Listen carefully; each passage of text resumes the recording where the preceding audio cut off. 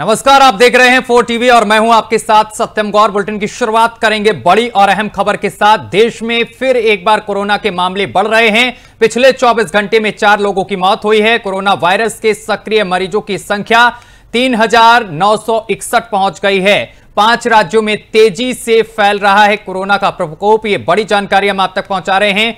देश में कोरोना मामलों की तादाद में लगातार बढ़ोतरी दर्ज की जा रही है। केंद्रीय स्वास्थ्य मंत्रालय के सोमवार को जारी नए अपडेट के मुताबिक पिछले 24 घंटों में 203 नए मामले रिपोर्ट किए गए हैं और कोरोना से अब तक कुल 28 लोगों की जान जा चुकी है। मौजूदा वक्त में कोरोना से जुड़े एक्टिव मामलों की संख्या बढ़कर 3,961 हो गई है।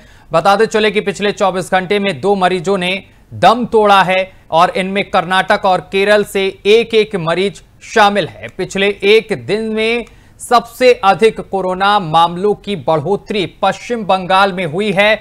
वहीं केरल में 1,400 एक्टिव मामलों के साथ नंबर 1 पर है। मौजूदा वक्त में महाराष्ट्र में 485, दिल्ली में 436 और गुजरात में 320, पश्चिम बंगाल में 287, कर्नाटक में 238, तमिलनाडु में 199 और उत्तर प्रदेश में 149 एक्टिव मामले हैं। और इसके अलावा भी कई राज्यों में कोरोना के मामले रिपोर्ट किए जा रहे हैं जिनकी संख्या 100 से कम है।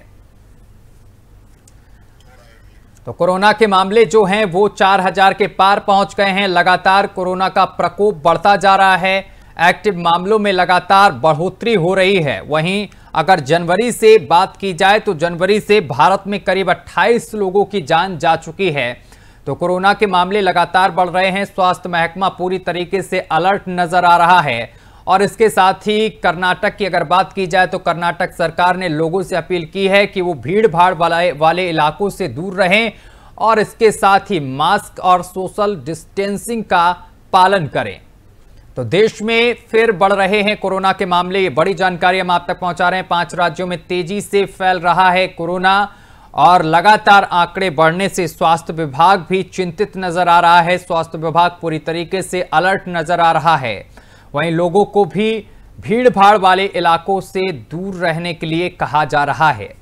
तो कोरोना के मामलों में लगातार इजाफा देखने को मिल रहा है। पहले नंबर पर केरल है जहां पर लगातार कोविड के मामले जो हैं वो बढ़ रहे हैं और दूसरे नंबर पर महाराष्ट्र शामिल है जहां कोविड के मामलों में इजाफा देखने को मिल रहा है। तो बड़ी जानकारी लगातार हम आप तक पहुंचा रहे हैं। पिछले एक दिन में सबसे ज्यादा कोरोना मामलों की बढ़ोतरी पश्चिम बंगाल में हुई है। वहीं केरल में 1,400 एक्टिव मामलों के साथ नंबर 1 पर है। मौजूदा वक्त में महाराष्ट्र में 485, दिल्ली में 436, गुजरात में 320, पश्चिम बंगाल में 287, कर्नाटक में 238, तमिलनाडु में 199 और उत्तर प्रदेश में 149 एक्टिव मामले हैं।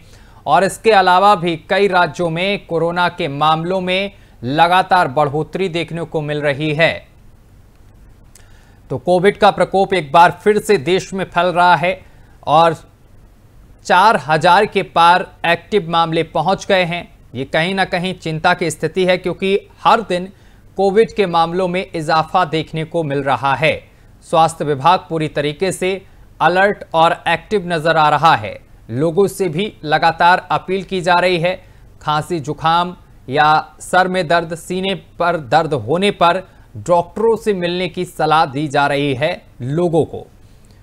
तो ये बड़ी जानकारी लगातार हम आप तक पहुंचा रहे हैं। कोविड के मामलों में लगातार इजाफा देखने को मिल रहा है और कोरोना वायरस के सक्रिय मामलों की संख्या 4,000 पहुंच गई है।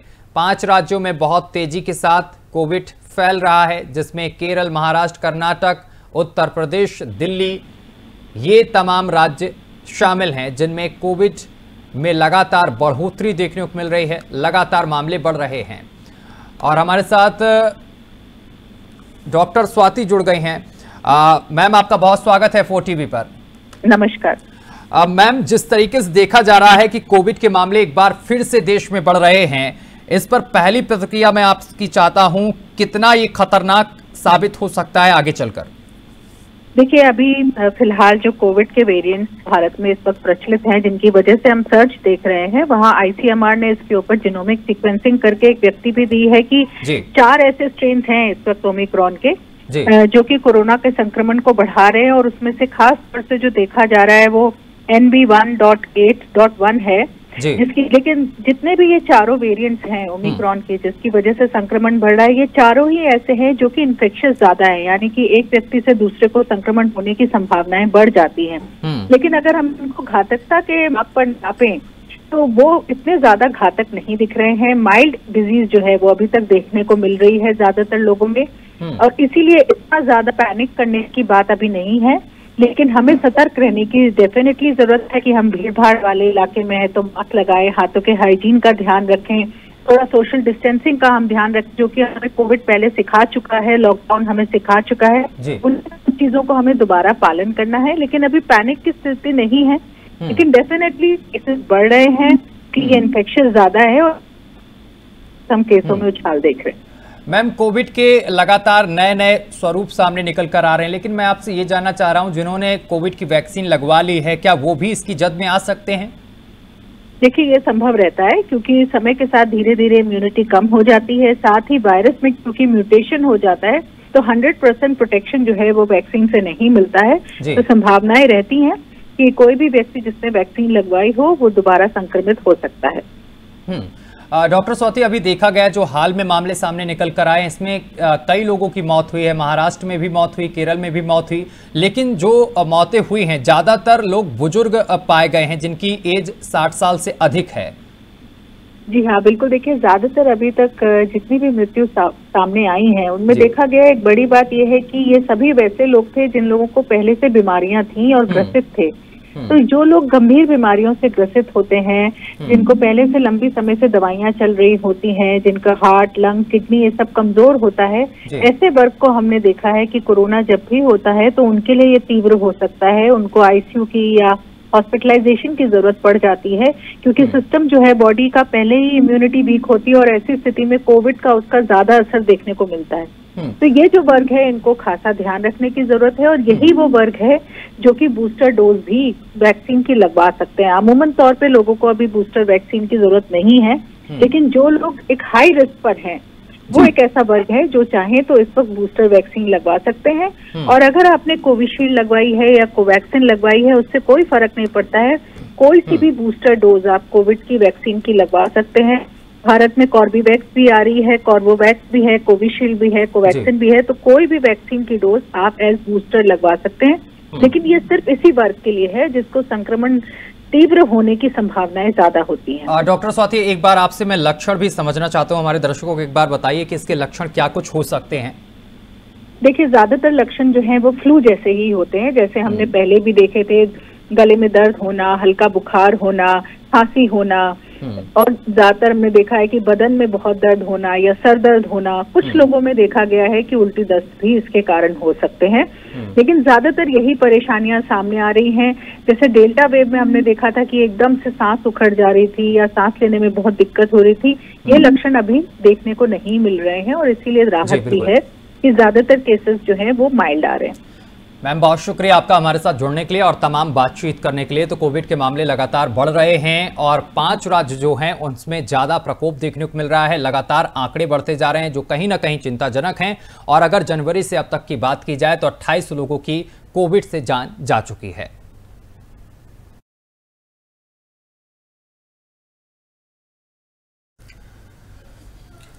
खबरों में आगे बढ़ेंगे। अब खबर महाराष्ट्र के ठाणे से मिल रही है, जहां पर पुलिस को बड़ी सफलता हाथ लगी है। 4 बदमाशों को पुलिस ने गिरफ्तार कर लिया है। एक बदमाश फरार हो गया है, जिसकी तलाश लगातार जारी है।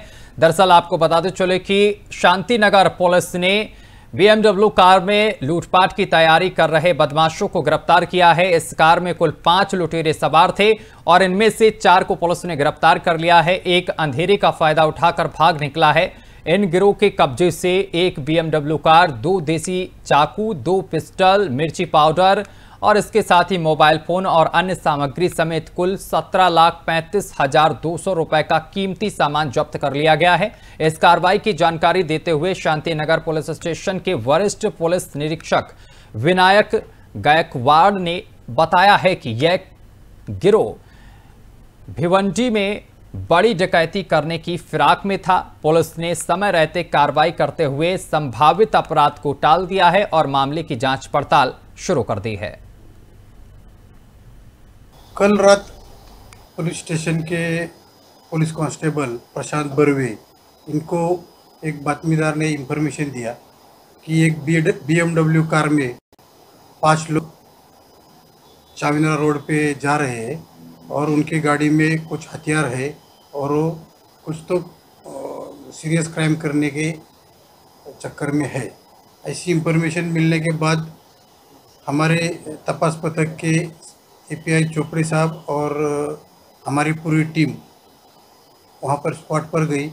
चाविंद्रा रोड पे उनको वो BMW कार दिखने के बाद उन्होंने उसका पीछा करके उनको पकड़ा।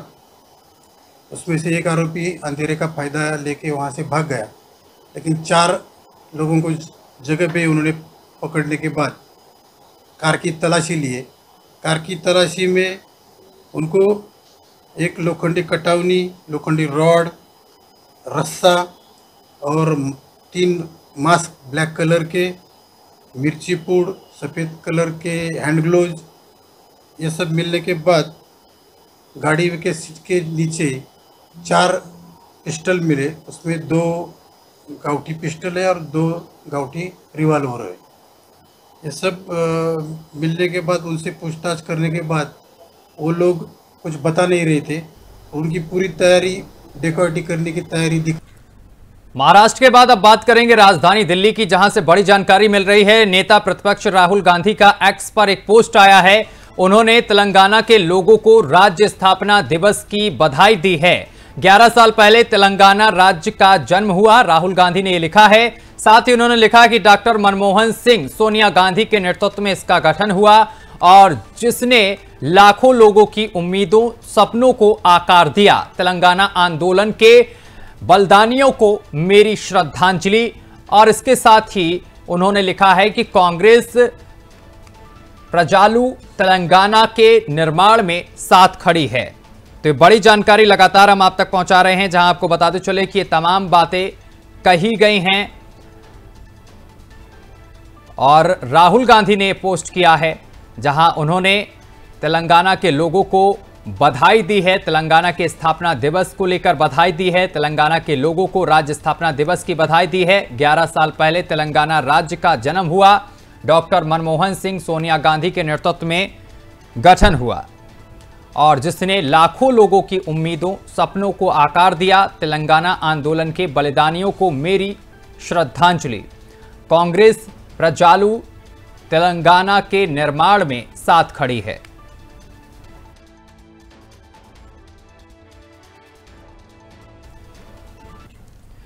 एक और बड़ी जानकारी दिल्ली से मिल रही है, जहां पर बारपुला मद्रासी कैंप में बुलडोजर की कार्रवाई हुई है। कार्रवाई पर आप सांसद संजय सिंह ने एक्स पर पोस्ट किया है।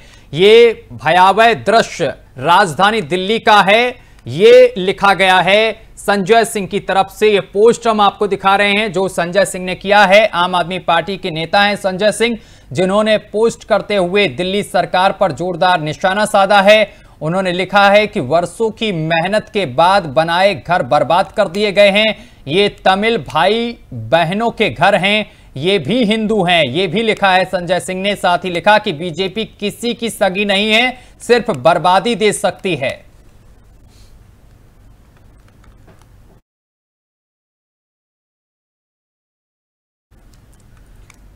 और बाढ़ के बीच भारतीय सेना लोगों को बचाया है, ये बड़ी जानकारी हम आप तक पहुंचा रहे हैं। बाढ़ के बीच भारतीय सेना ने लोगों को बचाया है। असम राइफल्स ने 800 से अधिक लोगों को बचाया है और भारतीय सेना और असम राइफल्स का राहत बचाव कार्य लगातार जारी है। ये बड़ी जानकारी हम आप तक पहुंचा रहे हैं। मणिपुर के कई हिस्सों में आई भीषण बाढ़ और डिप्टी कमिश्नर के मदद के अनुरोध के बाद भारतीय सेना और असम राइफल्स ने ऑपरेशन जल राहत 2 शुरू किया है और असम राइफल्स के जवानों को मणिपुर के इम्फाल पूर्व और इम्फाल पश्चिम जिलों के पुरुमपट और इसके साथ ही संजेन फोंग में सबसे अधिक प्रभावित स्थानों पर तुरंत तैनात किया गया है और प्रभावित क्षेत्रों में विस्थापित परिवारों को लगभग 800 पीने के पानी की बोतलें और अन्य आवश्यक आपूर्तियां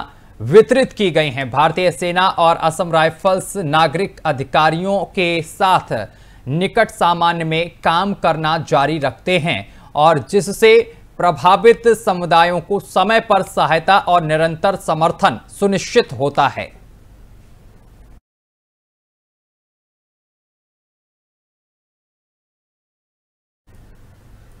और इधर प्रियंका गांधी वाड्रा ने पूर्वोत्तर में बाढ़ पर जताई है चिंता। उन्होंने पूर्वोत्तर में बाढ़ से हुई मौतों पर गहरा दुख जताया है। बाढ़ प्रभावित परिवारों के प्रति संवेदना व्यक्त की है। कांग्रेस कार्यकर्ताओं से तुरंत राहत कार्य में जुटने की अपील की गई है। केंद्र और राज्य सरकार से तत्काल सहायता देने की मांग भी प्रियंका गांधी वाड्रा की तरफ से की गई है और राहत और बचाव कार्य तेज करने पर दिया है जोर। ये बड़ी जानकारी लगातार हम आप तक पहुंचा रहे हैं, जहां बता दें कि केंद्र और राज्य सरकार से तत्काल सहायता देने की मांग की गई है। राहत और बचाव कार्य तेज करने पर जोर दिया गया है। तो बड़ी जानकारी लगातार हम आप तक पहुंचा रहे हैं। बड़ी और अहम खबर आपकी टीवी स्क्रीन पर, जहां आपको बताते चले कि प्रियंका गांधी वाड्रा की तरफ से ये एक्स पर पोस्ट करते हुए राहत कार्य में तेजी लाने के लिए उन्होंने अपने कार्यकर्ताओं से कहा है।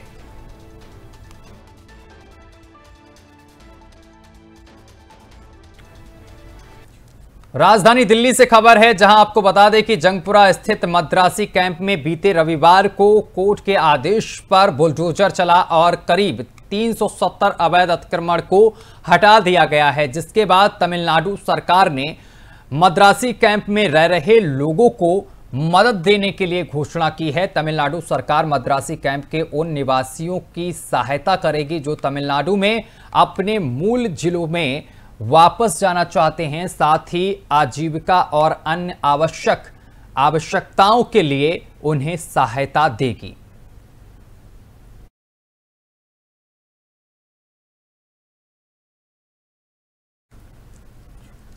राजधानी दिल्ली से एक बड़ी जानकारी मिल रही है। प्रधानमंत्री नरेंद्र मोदी ने तेलंगाना राज्य दिवस पर बधाई दी है और ट्वीट कर तेलंगाना के योगदान की सराहना की है। ये बड़ी जानकारी हम आप तक पहुंचा रहे हैं। ईज ऑफ लिविंग बढ़ाने के लिए उठाए गए कदमों का जिक्र किया है। राज्यवासियों की समृद्धि और सफलता की भी कामना की है प्रधानमंत्री नरेंद्र मोदी ने।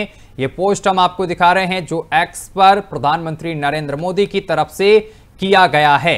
तो बड़ी और अहम जानकारी इस वक्त की लगातार हम आप तक पहुंचा रहे हैं, जहां पर प्रधानमंत्री नरेंद्र मोदी ने तेलंगाना राज्य दिवस पर बधाई दी है। बड़ी और अहम खबर लगातार हम आप तक पहुंचा रहे हैं। ट्वीट कर तेलंगाना के योगदान की सराहना की है। ईज ऑफ लिविंग बढ़ाने के लिए उठाए गए कदमों का जिक्र किया है। बड़ी जानकारी लगातार हम आप तक पहुंचा रहे हैं। राज्यवासियों की समृद्धि और सफलता की कामना भी की गई है। प्रधानमंत्री नरेंद्र मोदी ने तेलंगाना राज्य दिवस पर ट्वीट कर प्रदेशवासियों को शुभकामना दी है और उन्होंने कहा है कि तेलंगाना राष्ट्रीय प्रगति में अपने असंख्य योगदानों के लिए जाना जाता है। प्रधानमंत्री ने पिछले दशक में एनडीए सरकार द्वारा राज्य में ईज ऑफ लिविंग को बेहतर बनाने के लिए किए गए प्रयासों का भी जिक्र किया है और तेलंगाना के लोगों के उज्जवल भविष्य की कामना की है।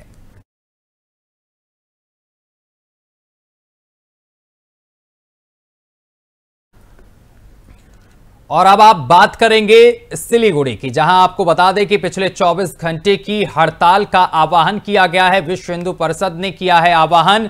माटीगारा में हमलों का विरोध किया गया है। हिंदुओं और व्यापारिक प्रतिष्ठानों पर हमला, ये बड़ी जानकारी, जहां आपको बता दें कि पश्चिम बंगाल के सिलीगुड़ी के माटीगारा इलाके में तनाव के बीच विश्व हिंदू परिषद ने 24 घंटे की हड़ताल का आह्वान किया है। संगठन का आरोप है कि हिंदुओं और व्यापारिक प्रतिष्ठानों पर हमले हुए हैं और हिंदू संगठनों के कार्यकर्ताओं को गिरफ्तार किया गया है। तनाव की शुरुआत एक वाहन में मांस के कथित अवैध परिवहन को लेकर हुई और जिसके बाद वाहन में आगजनी और दो पक्षों के बीच झड़प हुई। वहीं हालात को देखते हुए पुलिस ने मोर्चा संभाल लिया है।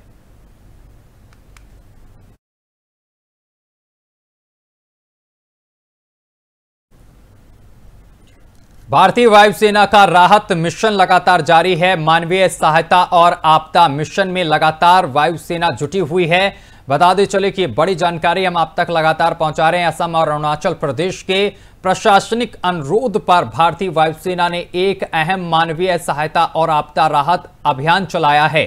अरुणाचल प्रदेश की निचली दिबांग घाटी में बाढ़ ग्रसित बोमझीर नदी के बीच में फंसे 14 लोगों को MI-17 हेलीकॉप्टर के जरिए सुरक्षित स्थान पर पहुंचाया गया। यह ऑपरेशन चुनौतीपूर्ण परिस्थितियों में सफलता से पूरा किया गया। बता दें कि रक्षा PRO गुवाहाटी ने इस अभियान की जानकारी दी।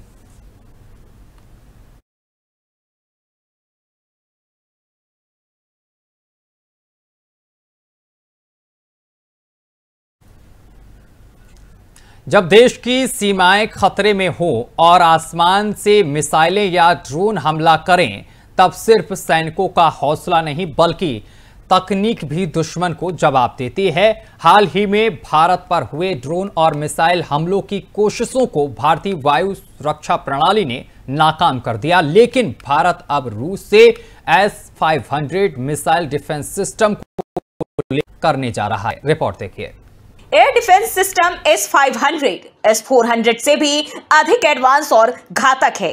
बेहतर रेंज, तेज रिएक्शन टाइम और अंतरिक्ष से आने वाले खतरों को भी नष्ट करने की क्षमता से लैस। अगर भारत को आने वाले समय में S-500 की आपूर्ति होती है तो यह देश वायु रक्षा को नई ऊंचाई पर पहुंचा देगा। पाकिस्तान जैसे देशों के लिए यह एक रणनीतिक झटका होगा, क्योंकि S-500 की मौजूदगी से भारत का हवाई कवच लगभग अभेद्य हो जाएगा। यानी कि मतलब साफ है कि अब भारत की हवाई सुरक्षा और मजबूत होने की दिशा में आगे बढ़ रही है। रूस से मिले अत्याधुनिक S-400 ट्रायम्फ सिस्टम की तैनाती के बाद अब भारत की नजर उससे भी एक कदम आगे की तकनीक पर है। S-500 मिसाइल डिफेंस सिस्टम दरअसल रूस ने प्रधानमंत्री नरेंद्र मोदी की हालिया मास्को यात्रा के दौरान इस नई पीढ़ी की वायु रक्षा प्रणाली के संयुक्त उत्पादन का प्रस्ताव दोबारा रखा। अगर यह समझौता होता है तो भारत न केवल अपनी सीमाओं को और सुरक्षित कर सकेगा, बल्कि अत्याधुनिक रक्षा तकनीक के निर्माण में भी आत्मनिर्भरता की ओर कदम बढ़ाएगा। हाल ही में भारत पर हमले की कोशिश। 7 मई 2025 की सुबह भारत ने पाकिस्तान और POK यानी पाकिस्तान अधिकृत कश्मीर के 9 ठिकानों पर सर्जिकल हमले किए। इसके जवाब में पाकिस्तान की ओर से ड्रोन और मिसाइल के जरिए भारत के सैन्य प्रतिष्ठानों को निशाना बनाने की कोशिश हुई, लेकिन ये हमले S-400 ट्रायम्फ और एकीकृत काउंटर UAS सिस्टम की वजह से सफल नहीं हो पाए। S-400 ट्रायम्फ दुश्मन के लिए सुदर्शन चक्र। S-400 ट्रायम्फ रूस द्वारा विकसित एक mobile surface to air defence system है। इसे साल 2007 में रूस ने पहली बार अपनी सेना में शामिल किया था। यह प्रणाली विमान, ड्रोन, क्रूज मिसाइल और यहां तक कि बैलिस्टिक मिसाइल जैसे हवाई खतरों को 400 किलोमीटर दूर से पहचान सकती है और उन्हें मार गिरा सकती है। भारत ने इस प्रणाली को सुदर्शन चक्र नाम दिया, जो अपने आप में एक संकेत है कि यह कितनी घातक और बहुस्तरीय सुरक्षा प्रदान करती है। भारत और रूस के बीच हुआ था बड़ा सौदा। भारत ने अक्टूबर 2018 में रूस से $5.43 अरब की लागत से 5 S-400 रेजिमेंट खरीदने का समझौता किया था। अब तक 3 रेजिमेंट भारत को मिल चुकी है और 2026 तक आने की उम्मीद है। रूस यूक्रेन युद्ध के कारण इसमें कुछ देरी हुई।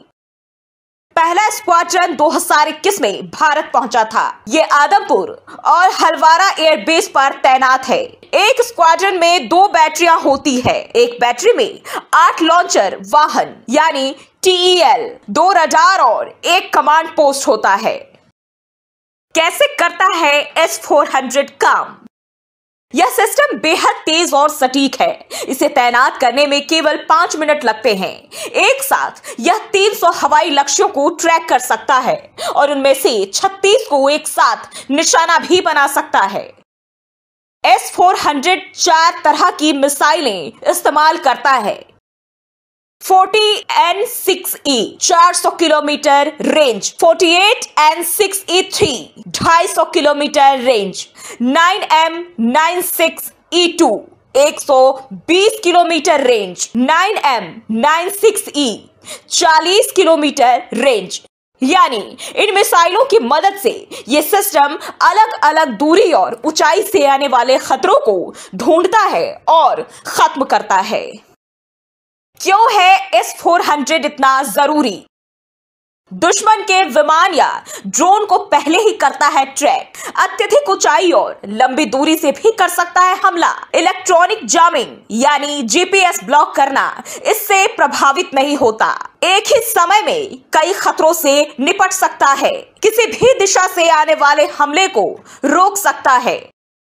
भारत ने इस सिस्टम को रणनीतिक रूप से महत्वपूर्ण इलाकों में तैनात किया है, जैसे सिलीगुड़ी कॉरिडोर। पश्चिम बंगाल में स्थित यह इलाका भारत के उत्तरी पूर्वी राज्यों को जोड़ता है और चीन बांग्लादेश की गतिविधियों के लिहाज से बेहद संवेदनशील है। साथ ही पंजाब का सीमावर्ती इलाका पाकिस्तान से होने वाली घुसपैठ और आतंकी गतिविधियों को ध्यान में रखते हुए यहाँ तैनाती की गई है। बताते चले कि रूस फिलहाल अपने नए S-500 वायु रक्षा सिस्टम पर काम कर रहा है। गौरतलब है कि प्रधानमंत्री नरेंद्र मोदी की 2024 में रूस यात्रा के दौरान रूस ने S-500 को भारत के साथ मिलकर बनाने का प्रस्ताव फिर से रखा। अब अगर यह समझौता होता है तो भारत दुनिया की सबसे आधुनिक वायु रक्षा तकनीक विकसित करने वाला।